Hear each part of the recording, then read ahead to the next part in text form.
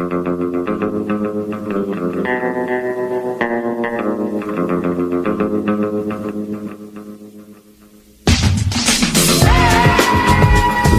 Talk 1600.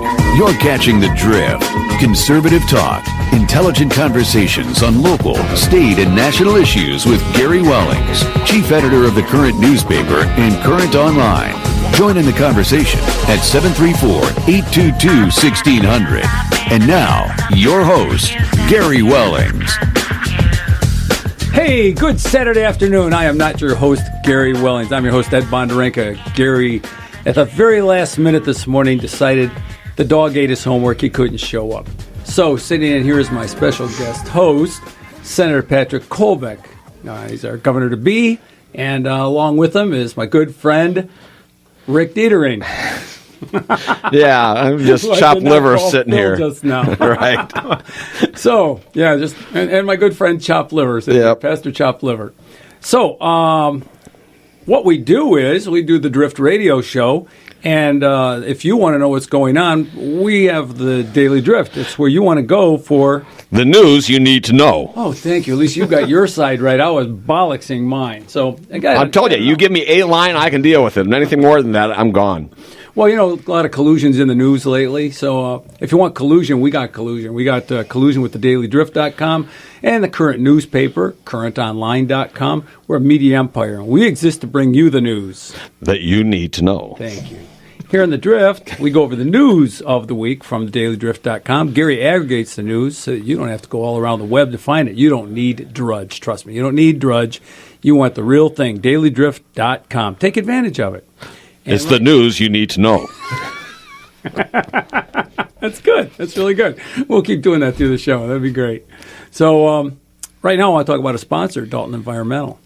Dalton Environmental is a duct cleaning company, among other things. And you know, if you don't need your ducts clean, then don't let them out of the house.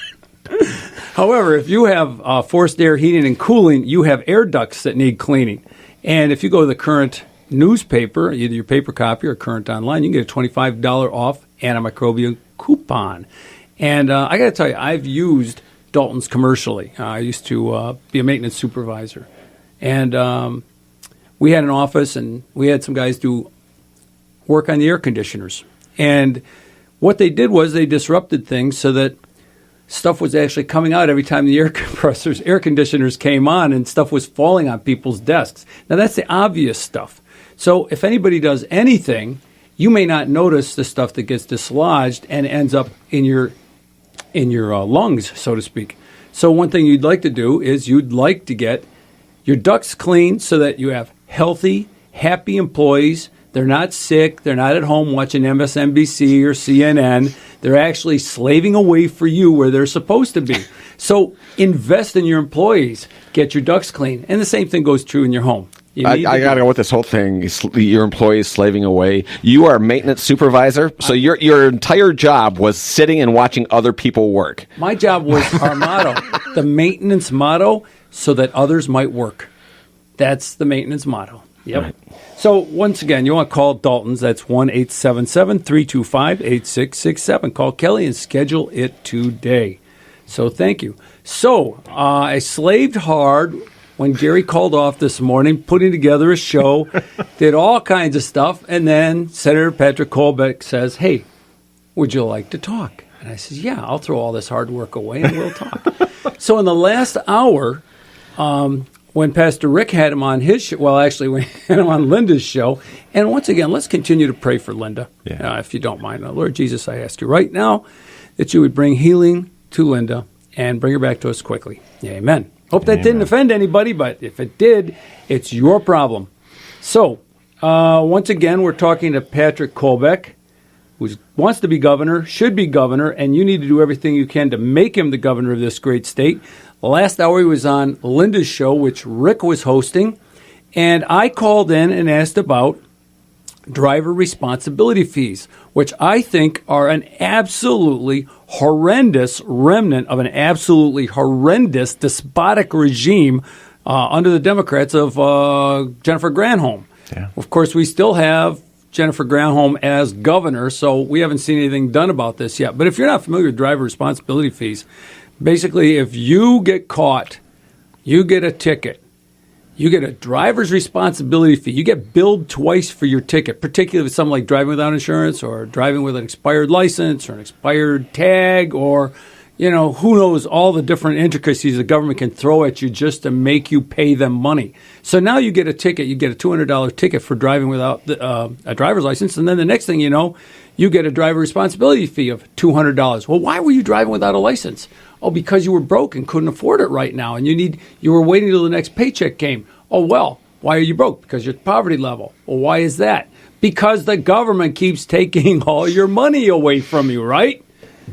Senator Colbeck, please. Well, in engineering parlance, that's called a positive feedback loop. Yeah. So that's for people that have been at events where somebody walks in with a microphone in front of a speaker, you get the same effect. That's what it's happening. It's making a bad problem even worse because the problem why people aren't buying insurance is because they can't afford it in the first place. So, of course, you're going to put on a fee that they can't afford to go off and pay to keep them from being able to get the money to buy that insurance. And I think that's something that I've heard, in particular in the House, where there's a lot of discussions over finally waiving that driver responsibility fee and kind of hitting the reset button for folks so that they can get right-wise in regards to their insurance. Now, we still got the problem of high cost of insurance. That's not going to solve that part of it, but it is going to help lower or help put some more dirt into the hole that they've been sitting in for that, and make it a little bit easier for them to jump out of it when it comes to being able to afford responsible insurance. So that is something I think we're going to see some action on going forward. And by the way, I just want to shout out to Gary here. Sorry. So I know we've been trying to get on the show for a bit here, and you guys have been working hard. And so I guess you were talking about being a maintenance supervisor, doing the work that so that others may work or whatever. And this is so that I'm here so that others may rest today. So Gary, enjoy the rest. So, actually, I'm an automation engineer by trade. I did that for a while because I was in maintenance. Control systems? Yes, exactly. NC? PLCs, robots. Yeah. Yeah. Oh, that's the fun stuff. I'm getting text messages. I'm in here. We need you this afternoon. I'm saying, hey, man's got to have his priorities, right? Well, that's actually one of those fields that's very much in demand right now. And now, yes, you talked. I'm cutting you off. I'm sorry, that's rude. No, cutting a guest off. But nonetheless, you talked earlier about jobs. Where was that website? If you go to morninginmichigan.com, there's a link on there called Jobs Near You. It'll take you right to Michigan Talent Connect. I've got a filter set up so that it's within 30 miles of Canton, Michigan, which is the center of my district. But it'll show you all the places that are within driving distance just within our district. And it's over 30,000, almost 31,000 job openings. I know that. You know why? Because a number of them are of the company I work for. Now, I prefer to work in Canton. Yeah. For years, I've worked at different factories and manufacturing plants in Canton. When possible, I like to drive. I like the area. I don't live in your district, unfortunately. I live in, and I know it's different. It's a different congressional district. I live in Dingell's district. I should Sorry live about that. in Walbury's district. Yeah, I know. But one problem that we have at the plant is we have lines that go down because somebody calls off, or we just don't have enough manpower. And we're not talking about rocket science. I know I'm talking to a rocket scientist, but we're not talking about rocket science. We're talking about a job that people with a high school education, or you think even less, have learned the skills, OJT, on the job. We hire them in, they work around the machine, they may drive a high-low, they get familiar with it, we show them how. Next thing you know, they are producing laser-welded parts. Yeah. And they are jogging a robot around to make corrections on positioning. And these are guys that are not scientists. And it feels good to make something, yes. too. And it's made in the USA, and the reason that we have to work weekends a lot of times is because guys are getting burned out because we have to work weekends because other people haven't shown up. Yeah. We can't get enough skilled, not even skilled, by skilled, I mean people who have a good job ethic, who can pass a drug test and are breathing and can lift 50 pounds when necessary. Well, for a lot of years, there was a kind of an elitist vision of how every kid should graduate from high school and go into college and university. And as somebody who's gone through and got my bachelor's degree and master's degree in aerospace engineering, I know that ain't the end-all, be-all. I still remember in grad school, I went off and I had the best design for a rocker arm. I mean, it was the most structurally way-optimized design you could ever go off and do. But in order to get credit for the program, I had to machine it to spec. and I could not machine it to spec for the life of me. And I learned the value of skilled trades. My grandpa he owned his own garage out at Lanyo and McGraw and Campbell out in Detroit. He had his own mobile gas station. Cool. He could fix anything until he got Parkinson's, and then they went to this thing called a fuel injector instead of carburetor, and it made life a little bit more complicated. But he could fix anything, and I really was so proud of him because he would be well into his 70s and 80s. He could fix pretty much anything that was going wrong, and that takes a special skill set. And for too long, people have looked down upon that skill set like it's something we shouldn't go off and pursue. And they say, well, this is an information technology world. Not everything's information technology, you need a plumber. guy. You need a welder. Oh, heck yeah. I still got a leaky toilet that is nagging the heck out of me that I think I fix it and it's not fixed. So there's always an issue that goes on there that takes somebody that's willing to take the time on a specific skill set that we all have different callings in life and different affinities for different areas that we like. And we should start promoting that, not poo-pooing it. I like the commercial that Dan Martin does for Rourke Plumbing on this station, where the guy comes to the door to date the judge's daughter. And he says, "Are you a doctor?" "No." Click. Oh, plumber. Are you a lawyer? No. Click. Yeah. "Well, I work for Rourke Plumbing." "Oh, come on in." No, I remember. Actually, I was a plumber for Space Station. That's what I did. I did the O2 N2 lines up on that's station. Cool. Yeah. Rick, you're uncharacteristically silent. The news you need to know. Well, thank you. I was given one thing to say. That's it. Don't ask me to say more than that. All righty. So there was another subject we were going to talk about. Yeah. And unfortunately, because I didn't write it down, I've totally forgotten it. You're probably talking about committee assignments and things like that. Yes, exactly. Arlen. Yeah.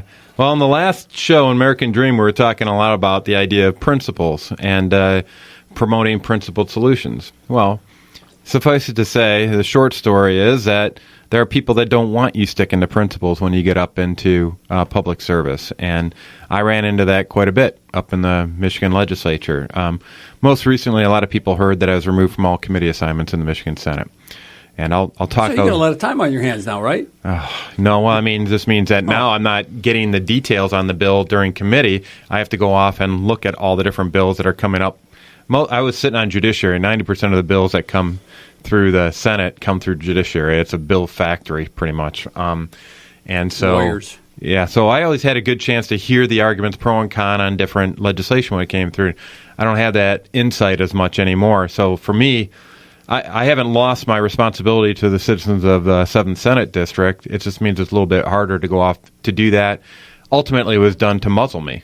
And the timing of it, just to put it in context, came right after the GOP leadership conference up at Mackinac Island, where we surprised the heck out of the deep state establishment, if you will, and got quite a bit of support in straw poll. And this is all the folks that are typically not looking at Tea Party radicals like myself for support. And we got over 18% of the vote, and that was when 150 of our supporters, and there's a total sample size around 1,200, 150 of our supporters were not even allowed to vote because they didn't have the credentials to do so. Plus, a lot of our supporters would not vote because they were using it for data mining. They said, well, I don't give them my data. And so there's a little bit of that going on as well. But the presence was very strong. We had people with Colbeck shirts all over the island, and it freaked them out. So coming out in the wake of that, I believe that what he was trying to do was silence the voice. Yeah. And the history on this goes back well beyond the GOP leadership conference. So I think it's important for people to understand this. I'm the only returning senator after the 2014 election that did not receive any chairmanships. Chairmanships are very powerful positions. Mm-hmm. They can hold up bills, and they're used for horse trading between movement of different bills in different chambers and between your colleagues. Right. And previously, I was state chair. I was the chair of the State Police and Department of Military and Veterans Affairs budget. I had an exemplary record as a chair for those departments. We converted their budgets from essentially, here's a bunch of money, we'll talk to you again next year type of contract, to a performance-based service level agreement. And I said, here are all the services that each of you provide, here are the quality expectations for these, and here's the capacity metric assumptions around them, and we're going to go off and track how you're doing against these metrics every quarter. And it's what I used to do in the professional arraignment. I do that at work. We do that at work. Yeah. Right. It's what gets measured gets done.